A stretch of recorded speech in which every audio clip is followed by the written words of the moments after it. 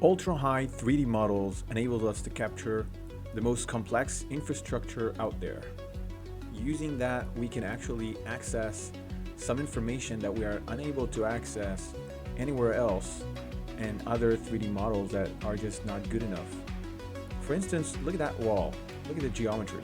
It is extremely precise and it is tied to the control network of the project. Look at the level of detail.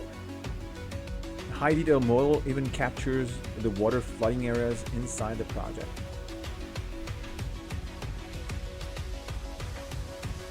By overlaying these light poles using BIM models, we can actually see discrepancies between the as-made versus as-built foundations. Road section lines are also presented on top of the model. The system can track and show discrepancies between as-made versus as-built. As we can see here, 3 centimeter difference here on the wall, the actual build, and also 8 centimeters here on this section.